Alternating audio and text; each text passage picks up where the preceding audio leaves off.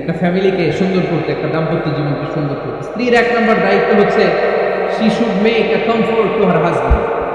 স্ত্রীর উচিত স্বামীর জন্য ঘরটাকে প্রশান্তির নীর বানিয়ে রাখা।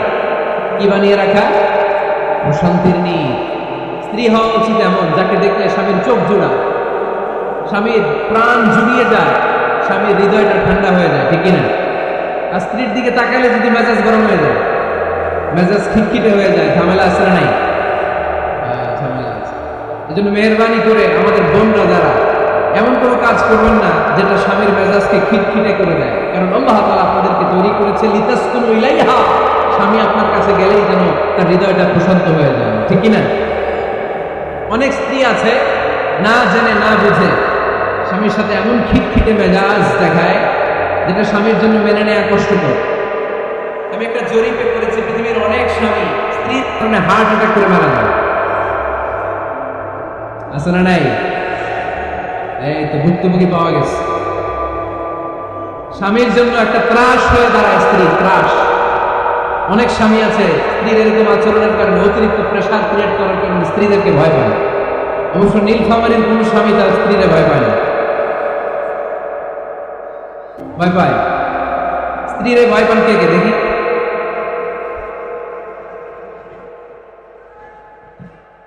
ভয় পান আপনারা? ভয় পান? হ্যাঁ, এক অফিসের বড় সাহেব তার স্ত্রীরা খুব ভয় পায়, প্রচন্ড ভয় পায়। তো সে মনে মনে ভাবলো, দেখি আমার অফিসের যারা স্টাফ আছে, ম্যানেজাররা আছে, এরা কতটুকু ভয় পায়, এরা ভয় পায় কিনা। একদিন সকালবেলা অফিসের সব স্টাফগুলোর একসাথে দাঁড় করে বলেছে, এই আপনারা যারা যারা আপনাদের স্ত্রীদেরকে ভয় পান তারা ডান দিকে যান, আর যারা স্ত্রীকে ভয় পান না এরা বাম দিকে যান। অফিসের সব কর্মচারী ডান দিকে চলে গেছে, সবাই ভয় পায়, একজন শুধু বাম দিকে। বাম দিকে কয়জন? ভয় পায় না, আর যারা ভয় পায় এরা ডান দিকে সবাই। বড় সাহেব ভাবছে, আলহামদুলিল্লাহ আমার অফিসে একজন হইলেও বীর পুরুষ আছে। তো বীর পুরুষের কাছে যে বলে, ঘটনা কি আপনি মোটেও ভয় পান না?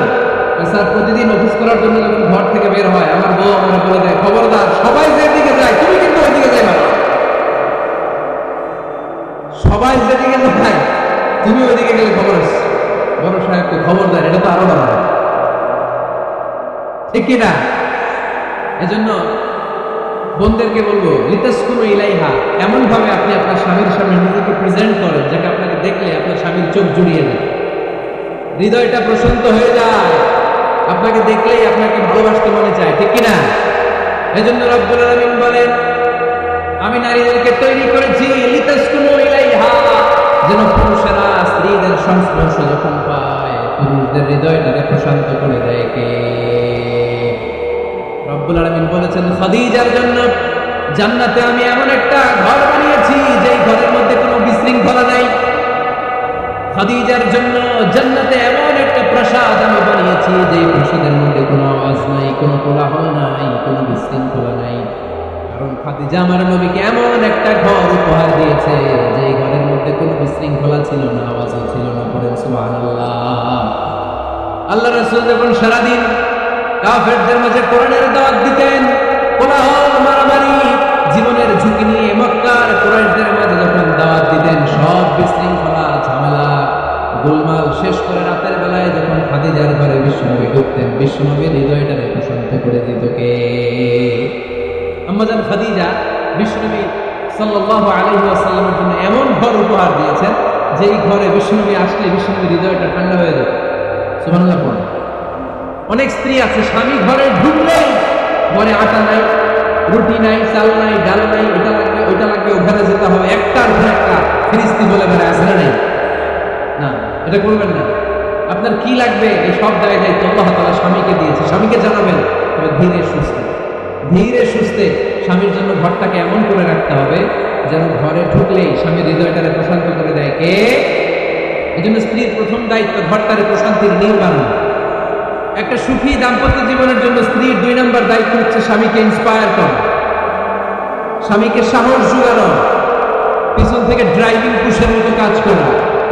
কারণ স্বামীকে যখন স্ত্রী সাহস যোগায়, স্বামীর সাহস বেড়ে যায়, ঠিক কিনা?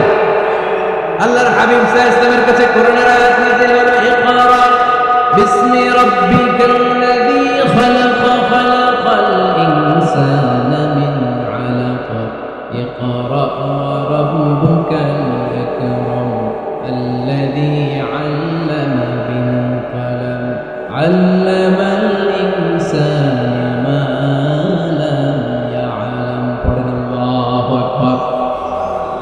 সূরাতুল আলাকের 5 আয়াত হেরা গুহায় যখন নাযিল হয়ে গেল, বিশ্বনবী সাইয়েদনা জিবরাইলকে নিজ আকৃতিতে দেখলেন। পা থেকে মাথা পর্যন্ত দেখে বিশ্বনবী ভয় পেয়ে গেলেন। বিশ্বনবী সাল্লাল্লাহু আলাইহি ওয়াসাল্লাম জীবনে দুইবার সাইয়েদনা জিবরাইল আলাইহিস সালামকে ওনার আসল আকৃতিতে দেখেছিলেন। আওয়াজ করে বলতে হবে কয়বার?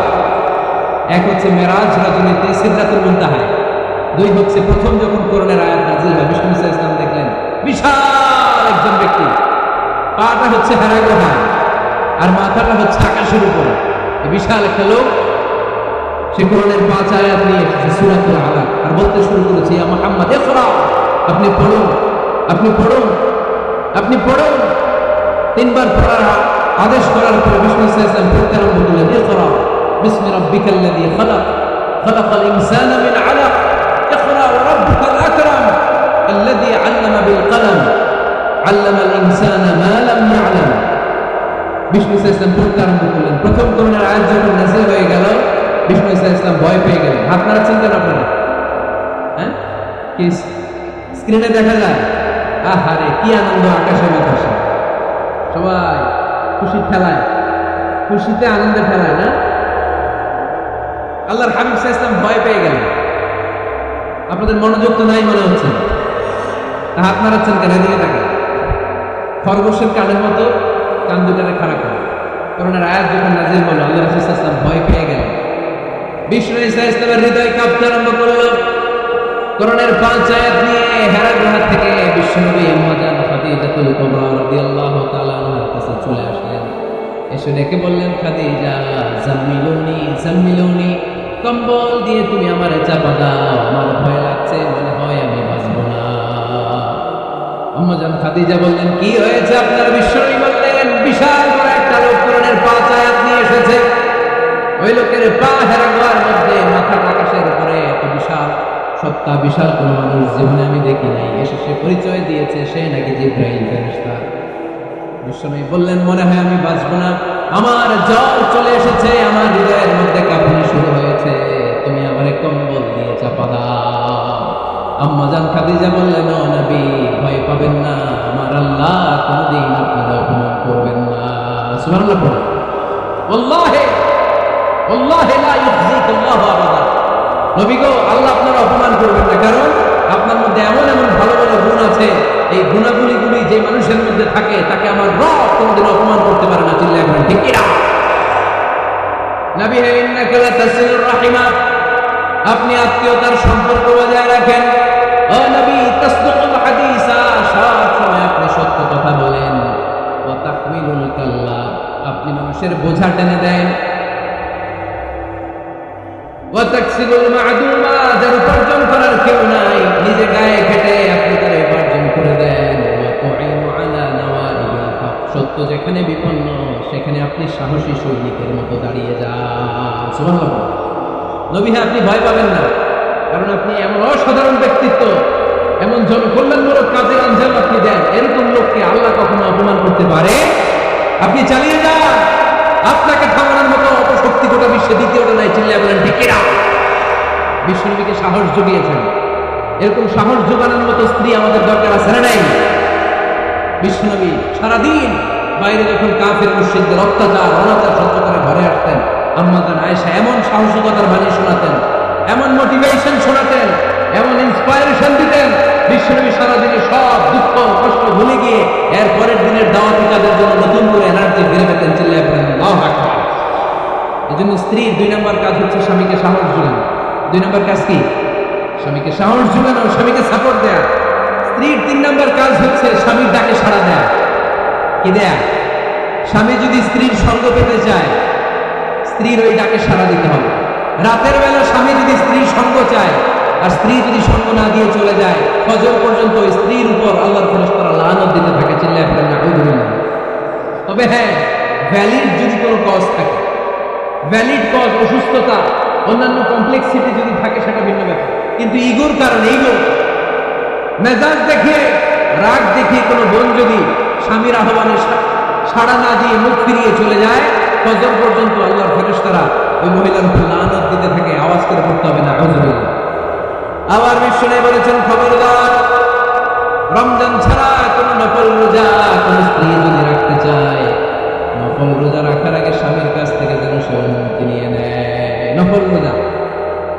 করে বলেন কি রোজা? ফরজ রোজা না, দিনের বেলা যেহেতু রোজা রাখতে হয়। কোন নারী, কোন যুবতী নারী, বয়স্ক নারীদের কথা বলুন, কোন যুবতী নারী যদি নফল রোজা রাখতে চায় সে তার স্বামীর পারমিশন নেবে। কারণ হয়তো স্বামী দিনের বেলা স্ত্রীর সঙ্গ চেতে পারে, ঠিক কিনা? এই জন্য স্বামীর কাছ থেকে পারমিশনের দরকার আছে না নাই? এরপরে 4 নম্বর দায়িত্ব হচ্ছে লজ্জাস্থানের হেফাজত করা। الصالحات قانتات حافظات للغيب بما حفظ الله। আল্লাহ নেককার স্ত্রীদের বর্ণনা যখন কালামুল্লাহ মাজিদে দিয়েছেন, আল্লাহ বলেছেন নেককার নারীদের প্রথম গুণ, তারা সব সময় তাদের স্বামীদের আনুগত্য করে। 2 নাম্বার, তারা তাদের নিজের লজ্জাস্থানের হেফাজত করে। 4টা কাজ কোন নারী যদি দুনিয়াতে করে, 4টা, আওয়াজ করে বলতে হবে কয়টা? মাত্র 4টা কাজ কোন নারী যদি পৃথিবীতে করে, ওই নারীর জন্য জান্নাতের 8টা দরজা খুলে দিবে কে? আওয়াজ করে বলতে হবে, খুলে দিবে কে? বিশ্বনবী বলেন আল মারআতু ইযা সাল্লাত খামসাহা, কোন নারী যদি 5 ওয়াক্ত সালাত পড়ে, সামাত শাহরাহা, রমাদানের রোজা রাখে, আতাআত বালাহা, স্বামীর আনুগত্য করে, হাফিজাত ফুরুজাহা, লজ্জাস্থানের হেফাজত করে। এই 4টা কাজ যদি কোন নারী দুনিয়ার বুকে করে, জান্নাতের 8টা দরজা তাদের জন্য খুলে দিবে কে? এজন্য দাম্পত্য জীবনকে সুখময় করতে হলে একজন স্ত্রীর 4 নম্বর দায়িত্ব হচ্ছে নিজের সতীত্বের হেফাজত করা। 5 নম্বর দায়িত্ব হচ্ছে স্বামীর সম্পদের হেফাজত করা। সাইয়েদনা আবু সুফিয়ান রাদিয়াল্লাহু তাআলা আনহু ছিলেন খুব কৃপণ মানুষ, বিশ্বনবী সাল্লাল্লাহু আলাইহি ওয়াসাল্লামের শ্বশুর। সেই বুখারীতে এসেছে, ওনার স্ত্রী এসে আল্লাহ রাসূল সাল্লাল্লাহু আলাইহি ওয়াসাল্লামের কাছে বলেন, ইয়া রাসূলুল্লাহ, ইন্না আবু সুফিয়ান রাজুলুন শাহীদ। হে আল্লাহর রাসূল, আবু সুফিয়ান খুব কৃপণ মানুষ, আমার আর আমার সন্তানদের খরচের জন্য যে টাকা পয়সা লাগে আমার স্বামী দেয় না। এখন আমার স্বামীর অনুমতি ছাড়া সিন্ধুক থেকে টাকা নেয় আমার জন্য জায়েজ কিনা? আল্লাহর হাবিব বললেন, হ্যাঁ, স্বামী যদি কৃপণ হয় তাহলে ফ্যামিলির খরচের জন্য যতটুকু দরকার অতটুকু নিতে পারবো, এটাকে ক্ষমা করে দিবে কে? আমাদের অনেকের মধ্যে অনেক কৃপণ লোক আছে না নাই? এখানে নাই মাশাআল্লাহ। এই কৃপণ লোক যদি থাকে, আপনার অনুমতি ছাড়াও ভাবি আপনার পকেট থেকে টাকা নিতে পারবে। আজকে সব গোবর ফাঁস করে দিলাম। কৃপণ যারা, তাদের পারমিশন ছাড়া পকেট থেকে, আলমারি থেকে টাকা নিয়ে যতটুকু দরকার ফ্যামিলির যতটুকু খরচ করা যাবে, অতিরিক্ত খরচ করা যাবে না। 6 নম্বর দায়িত্ব হচ্ছে ছেলে মেয়েদেরকে দেখাশোনা করা, ছেলে মেয়েদেরকে বুকের দুধ খাওয়ানো। অনেক মা আছে ছেলে মেয়েদেরকে বুকের দুধ খাওয়াতে চায় না, আছে না নাই? হ্যাঁ, ডানু খাওয়ায়, ডানু। আর কি খাওয়ায়? হ্যাঁ, মিল্ক ভিটা, আর নিডো, নেসলে, সেরেলাক, আর হ্যাঁ বায়োমিল। অনেক নাম জানেন তো আপনি। তো মেডিকেয়ার, তো এই বুকের দুধ খাওয়াতে চায় না অনেক মায়েরা। মায়েরা যারা আছেন প্যান্ডেলে, আপনার বুকের দুধের মধ্যে বাচ্চাদের জন্য আল্লাহ রাব্বুল আলামিন ন্যাচারাল ভ্যাকসিন দিয়ে দিয়েছেন। চিল্লায় বলেন সুবহানাল্লাহ। ন্যাচারাল, প্রাকৃতিক টিকা, বাচ্চার জীবনের প্রথম টিকাটা, সন্তানের জীবনের নবজাতক শিশুর প্রথম টিকাটা আল্লাহ তাআলা মায়ের বুকের শাল দুধের ভিতরে দিয়ে দিয়েছেন। সুবহানাল্লাহ। টিকাগুলো তো বাজার থেকে কিনতে হয়, প্রথম টিকাটা আল্লাহ ফ্রি দিয়ে দিয়েছে। সুবহানাল্লাহ বলবেন না?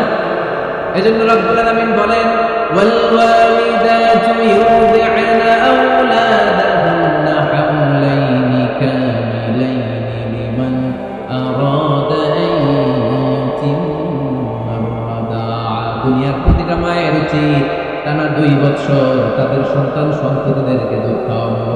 কয় বছর? আওয়াজ করে বলতে হবে, কয় বছর? মায়ের বুকের দুধ যে ছেলেগুলো খায় না, এদের ব্রেনের গ্রোথ হয় না। এগুলো হয় বলদা নাম্বার 1। কি হয়? বলদা নাম্বার 1। ফার্মের মুরগির মতো এগুলো। ফার্মের মুরগি দেখছেন? হ্যাঁ, ফার্মের মুরগি দেখবেন যে দোকানে যখন কিনতে যাবে, এটারে নিয়ে যেখানে ওজন করে ওইখানে বসার করে ওইখানেই বসে থাকে, আধা ঘন্টায় উঠবে না, বসেই থাকে। আর গ্রামের মুরগি দেখছেন, দেশি মুরগি, ধরতে পারবেন এটারে? খবর আছে, ঘাম শুনায় সারা। মায়ের বুকের দুধ যেগুলো খায় এগুলো দেশি মুরগির মতো, আর এই নিডু খায় যেগুলো, এগুলো 1 নম্বর বলদা হয়, আর ফার্মের মুরগির মতো হয়। ঠিক কিনা? উদাহরণটা দিলাম এই জন্য, আপনার সন্তানের ভবিষ্যতের কথা বোঝানোর জন্য উদাহরণটা দিয়েছি। বুকের দুধ খাওয়াবেন, এর মধ্যে আল্লাহ তাআলা এমন নিউট্রিশন পুষ্টিগুণ দিয়ে মায়ের বুকের দুধকে আল্লাহ তাআলা সমৃদ্ধ করেছে, বাচ্চার ব্রেইনের গ্রোথ হয়, বাচ্চার হাড্ডিগুলো খুব শক্ত হয়, সে ইনফিরিয়রিটি কমপ্লেক্সে ভোগে না, হীনমন্যতায় ভোগে না, জীবনের যেখানেই যাবে সেখানেই সে হবে সফল। চিল্লায় বলে ঠিক কিনা? অনেক মা আছে বুকের দুধ খাওয়াতে চায় না, ডানু খাওয়ায়, লেবু খাওয়ায়, আবার নিজেদের কাজের জন্য ব্যস্ত, ছেলে মেয়েদেরকে সময় দেয় না। আছে না নাই? নারীরা চাকরি করতে পারবে, হেজাব করে নিজেকে পর্দার মধ্যে রেখে শিক্ষকতা করতে পারবে, ডাক্তারি করতে পারবে, সব পেশায় তারা যেতে পারবে, নিজেদেরকে পর্দার মধ্যে রেখে হেজাব করে সব জায়গায় যেতে পারবে। কিন্তু সন্তানদেরকেও দেখাশোনার দরকার আছে না নাই? অনেক মায়েরা নিজেরা থাকে চাকরিতে আর ছেলে মেয়েদেরকে দিয়ে রাখে কাজের মেয়ের কাছে। আছে না নাই? মনে রাখবেন, আপনি যদি অফিসে চাকরিতে ব্যস্ত থাকেন, ছেলে মেয়ে যদি কাজের মেয়ের কাছে মানুষ হয়, তাহলে ছেলে মেয়ে আপনার আচরণ পাবে না, সে কাজের মেয়ের বুড়ার আচরণ পেয়ে পেয়ে বড় হবে। চিল্লায় বলেন ঠিক কিনা? এক একটা নারীকে আল্লাহ তাআলা এক একটা ফ্যামিলির ম্যানেজিং ডাইরেক্টর বানিয়ে দিয়েছে। A woman is an MD of a family. একজন নারী একটা ফ্যামিলির ম্যানেজিং ডাইরেক্টর। এখানে অনেক কাজ আছে মিয়া। এখানে তার ফুড ম্যানেজমেন্ট এনশিওর করতে হবে, এখানে অনেক ডিপ্লোমেসি জানা লাগে। একজন নারীকে ফ্যামিলিতে টিকে থাকতে হলে কূটনীতি লাগে, শাশুড়ির সাথে বউয়ের ঝগড়া আসলে নাই, ম্যানেজ করতে হয়। একান্নবর্তী ফ্যামিলি হলে স্বামীর ভাই বোন এদের মন মানিয়ে চলতে হয়, পুরো ঘরটাকে হ্যান্ডেল করতে হয়। এখানে আছে ফুড ম্যানেজমেন্ট, এখানে আছে ক্লিনিং ম্যানেজমেন্ট, এখানে আছে ডিপ্লোমেসি।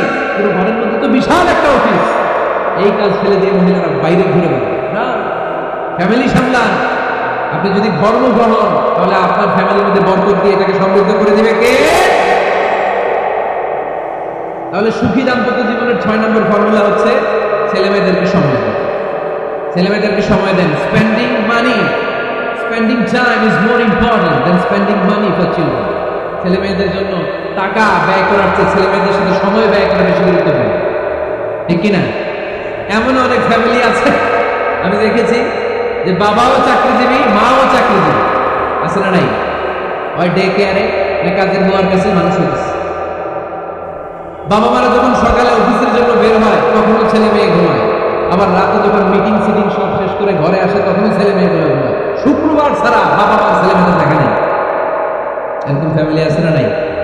ঢাকাতে পারিবারিক এই ক্রাইসিস, এই সংকটগুলো আমরা প্রায়ই শুনি। আপনাদের নীলফামারীতে আলহামদুলিল্লাহ এগুলো নাই, তাই না? আল্লাহ তুমি আমাদের ফ্যামিলিকে বরকতময় করো, আমাদের ফ্যামিলিতে যেন আমরা জান্নাতি ইমেজ উপভোগ করতে পারি। তুমি তৌফিক দান করো, আওয়াজ করে পড়বো আমিন। 7 নম্বর দায়িত্ব, বিশ্বনবী বলেছেন খবরদার, স্বামী পছন্দ করে না এমন কোন লোককে স্ত্রী যেন ঘরে অ্যালাউ না করে। স্বামী পছন্দ করে না এমন কোন লোককে আপনার স্ত্রী ঘরে অ্যালাউ করতে পারবে? আমার বোনেরা খবরদার, আপনার স্বামীর পারমিশন ছাড়া, আপনার স্বামী পছন্দ করে না এরকম কোন লোককে আপনার ঘরে আপনি অ্যালাউ করতে পারবেন। 8 নম্বর, স্বামীকে আর্থিকভাবে সহযোগিতা করে। যদি স্ত্রী ধনী হয়, আমরা সব এক করে ফেলছি। আসলে ইসলামের দৃষ্টিতে স্বামীর ব্যালেন্স আলাদা, স্ত্রীর ব্যালেন্স আলাদা। স্বামীর যাকাত আলাদা, স্ত্রীর যাকাত আলাদা। ঠিক কিনা? স্ত্রী ধনী হতে পারে, স্ত্রীর আলাদা সম্পদ থাকতে পারে। যদি স্ত্রীর সম্পদ থাকে, স্ত্রীর উচিত তার সম্পদ দিয়ে তার স্বামীকে এস্টাবলিশ হতে, স্বাবলম্বী হতে সহায়তা করে। যদিও এটা আল্লাহ তাআলা আবশ্যক করে দেন নাই, কারণ আর্থিক ফিনান্সিয়াল সব কাজগুলোকে স্বামীর উপরে খরচ করেছে কে? ফিনান্সিয়ালি 1 টাকা খরচ করা, 1 টাকার দায়ভার নেওয়া কোনো স্ত্রীর উপরে আল্লাহ আবশ্যক করে নাই। তারপরেও স্ত্রী যদি ধনী হয়, স্ত্রীর যদি জায়গা জমি থাকে, সম্পদ থাকে, তাহলে স্ত্রীর উচিত তার স্বামীকে স্বাবলম্বী হতে সহযোগিতা করা। ঠিক কিনা? আমরা মডেল হিসেবে আম্মাজান খাদিজা রাদিয়াল্লাহু তাআলা আনহার জীবনের দিকে যদি তাকাই, তাহলে দেখবো উনি অনেক মহিয়সী, গরিয়সী একজন ব্যবসায়ী নারী ছিলেন। আম্মাজান খাদিজা রাদিয়াল্লাহু তাআলা আনহা উনার ব্যবসায় স্টাফ হয়ে বিশ্বনবী ওনার সাথে পরিচিত হলেন। বিশ্বনবীর আমানতদারিতায় মুগ্ধ হয়ে আম্মাজান খাদিজা বিশ্বনবীর এই বিয়ের প্রস্তাব দিলেন। আম্মাজান খাদিজা রাদিয়াল্লাহু তাআলা আনহার সাথে বিশ্বনবীর যখন বিয়ে হয়ে যায়, বিয়ের পরে আম্মাজান খাদিজা বলেন, ও বিশ্বনবী, আমার যত সম্পদ আছে, আমার ব্যবসায়ের যত মালামাল আছে, যত সম্পদ আছে, সব আমি আপনার পায়ের সামনে এনে রেখে দিলাম। আপনি দিয়ে দিলাম, সব সম্পদ আপনার আমি দিয়ে দিলাম।